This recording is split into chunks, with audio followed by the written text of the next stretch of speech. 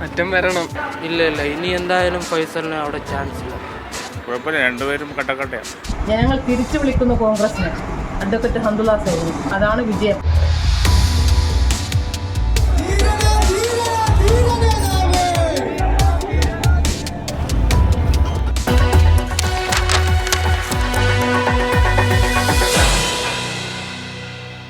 ഇന്ത്യയിലെ ഏറ്റവും ചെറിയ ലോക്സഭാ മണ്ഡലം. 2011 സെൻസസ് അനുസരിച്ച് കേവലം 64,000-ഓളം ജനങ്ങൾ മാത്രം. എല്ലാവരും മലയാളം സംസാരിക്കുകയും എഴുതുകയും ചെയ്യും. പക്ഷേ ഈ മണ്ഡലം കേരളത്തിലല്ല, ലക്ഷദ്വീപ്. ദ്വീപിൽ ആരാ മത്സരിക്കുന്നത്? ഫൈസൽ മൂത്താനും ഹംദുള്ള സൈദി. ആർക്ക് സാധ്യത? അത് ഓരോ ഇതുപോലെ ഇരിക്കും. എന്താ നിങ്ങൾ മൂത്തോൻ എന്ന് പറയുന്നത്? അത് ജനങ്ങള് ഓരോ ഇതാക്കിയിട്ടാണ് പേര്. സ്നേഹം കൊണ്ട് വിളിക്കുന്നതാണോ? സ്നേഹം കൊണ്ട് വിളിക്കുന്നതായിരിക്കും. കോൺഗ്രസ് തന്നെ വരണമെന്നാണ്, ഹംദുള്ള സൈദി തന്നെ വരണം. അല്ലാതെ ഇപ്പോൾ ഉള്ള MP ഭരിച്ചാൽ വളരെ മോശമാണ്. കാരണം 10 വർഷം ഞങ്ങൾ അനുഭവിച്ചതാണ്. ഇപ്രാവശ്യം സാധ്യത ഫൈസൽ തന്നെയായിരിക്കും.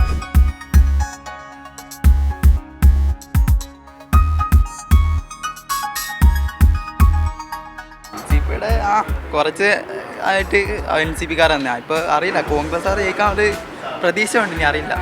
ഇപ്രാവശ്യവും നിലവിലെ MP തന്നെ വരുമെന്ന് പറയുന്നു. ഇല്ല അതല്ല.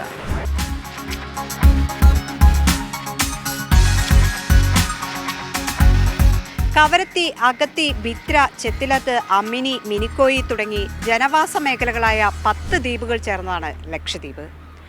കോൺഗ്രസിൻ്റെ കുത്തകയായിരുന്ന ദ്വീപിൽ NCP കഴിഞ്ഞ 2 തവണയും വിജയം കണ്ടു.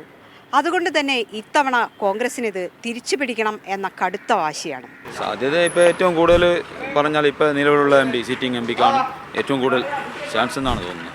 പെട്രോളിൻ്റെ 107 എന്നുള്ളത് 100 ആക്കിയത്, അത് ലക്ഷദ്വീപിനെ സംബന്ധിച്ച് അതൊരു എന്താ പറയുക, ഒരു വലിയൊരു ആശ്വാസമാണ്.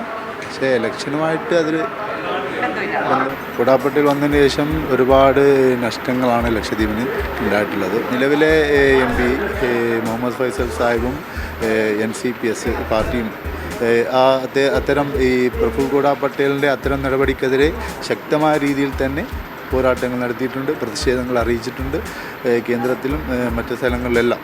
സമാധാനത്തോടെ ജീവിച്ചിരുന്ന ലക്ഷദ്വീപുകാർക്ക് കനത്ത പ്രഹരമായിരുന്നു അഡ്മിനിസ്ട്രേറ്റർ പ്രഫുൽ ഗോഡ പട്ടേലിൻ്റെ ഭരണപരിഷ്കാരങ്ങൾ.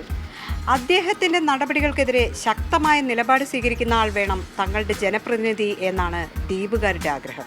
രണ്ടുപേർക്കും ചാൻസ് ഉണ്ട്, പിന്നെ എങ്ങനെയാണെന്ന് അറിയില്ല. ഇപ്പോൾ BJP ആണല്ലോ ഭരിക്കുന്നത്. അവിടെ BJPൻ്റെ ഒരു പ്രതിനിധി വന്നിട്ട്, പ്രഫുൽ പട്ടേൽ വന്നിട്ട് കുറേ മാറ്റങ്ങൾ വരുത്തിയിട്ടുണ്ട്. അതിൻ്റെ ഒരു ബുദ്ധിമുട്ട് ലക്ഷദ്വീപുകാർ അനുഭവിച്ചുകൊണ്ടിരിക്കുകയാണ്. എങ്ങനെയാണെന്നുള്ളത് എനിക്കൊന്നും പറയാൻ പറ്റില്ല, കാരണം കേന്ദ്രഭരണ പ്രദേശമാണല്ലോ. ഒരു മനുഷ്യൻ്റെ ജീവൻ നിലനിർത്തുന്ന ഭക്ഷണമാണ്. ഭക്ഷണം വാങ്ങിക്കാൻ വേണ്ടി പൈസ വേണം, പൈസ ഉണ്ടാക്കാൻ നമുക്ക് ജോലി വേണം. പക്ഷേ ജോലി സാധ്യത അവിടെ കുറവാണ്. എൻ്റെ ഒരു വ്യക്തിപരമായിട്ട് കാര്യം പറയുകയാണെങ്കിൽ കോൺഗ്രസിന് തിരിച്ചു വരണം. കോൺഗ്രസ് ഭരിച്ച കാലത്ത് ഒരുപാട് വിദ്യാഭ്യാസ സമ്പന്നരായ വിദ്യാർത്ഥികൾക്ക് ഒരുപാട് ജോലി സാധ്യത ഉണ്ടായിരുന്നു. വെള്ളിയാഴ്ച ഇലക്ഷൻ വെച്ചത് ഒരു പ്രശ്നം തന്നെയാണ് മുസ്ലിങ്ങൾക്ക്. കാരണം അവർക്ക് ഒരു 12 മണിയാകുമ്പോൾ ജുമാ ഉള്ളതാണ്. അപ്പോൾ ഈ പോളിംഗ് ഏജൻസി ഒക്കെ മുസ്ലിംസ് ആയതുകൊണ്ട് ജുമായ്ക്ക് പോകുന്നത് പ്രശ്നമാണ്. സാധ്യത ഉള്ളത് MP മുഹമ്മദ് ഫൈസലിനാണ്.